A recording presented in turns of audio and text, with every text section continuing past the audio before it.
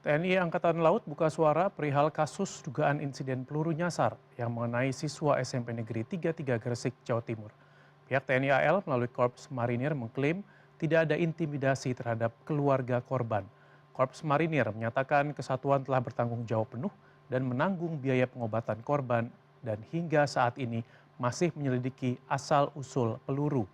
Dikutip dari cnnindonesia.com pada Jumat 3 April 2026, siswa berinisial DFH 14 tahun diduga menjadi korban peluru nyasar yang diduga berasal dari latihan tembak TNI AL Korps Marinir pada 17 Desember 2025 pukul 10 pagi waktu Indonesia Barat.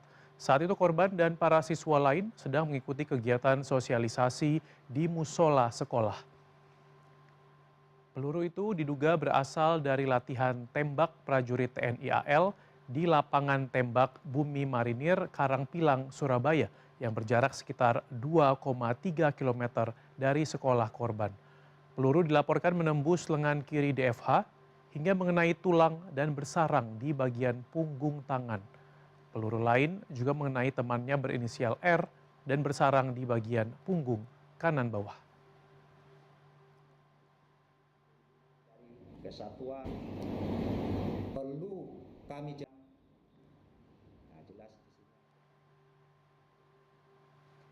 Dalam rilis pada Jumat 3 April 2026, Perwira Hukum Resimen Bantuan Tempur 2 Marinir, Mayor Ahmad Fauzi membantah tuduhan dugaan intimidasi yang dilakukan perwira marinir terhadap keluarga korban DFH.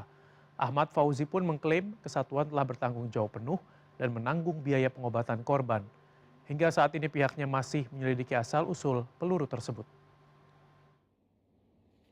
Jelaskan dan tegaskan bahwa sejak menerima informasi kejadian tersebut, satuan bergerak cepat melakukan koordinasi dan pendalaman di lapangan, mengunjungi lokasi sekolah, serta Sementara itu Dewi, ibu korban DFH menyatakan akibat peluru nyasar itu, lengan anaknya tidak bisa ditekuk dan diluruskan secara normal. Dikutip dari cnnindonesia.com pada Jumat 3 April 2026, Dewi pun mengaku mengalami tekanan saat proses perawatan anaknya di rumah sakit. Salah satunya perihal ruang perawatan anaknya. Dewi sebelumnya mengklaim pihak TNI AL mengarahkan agar korban mendapatkan pelayanan maksimal. Kemudian perihal perwira yang meminta peluru yang telah diangkat. Keluarga DFH dilaporkan menolak permintaan itu. Mediasi antara keluarga DFH dan TNI AL soal ganti rugi juga buntu. Dewi juga disebut diminta membuat video permintaan maaf. Keluarga DFH akhirnya melaporkan kejadian ini ke Polisi Militer Angkatan Laut.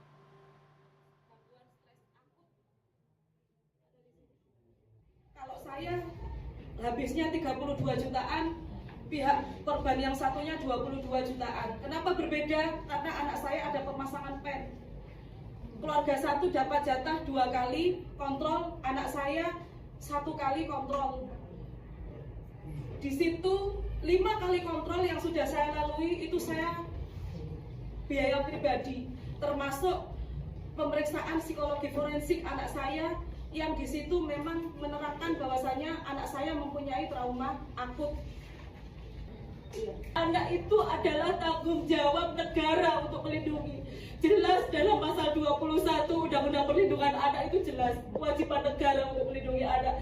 Tapi itu tidak ada dalam empati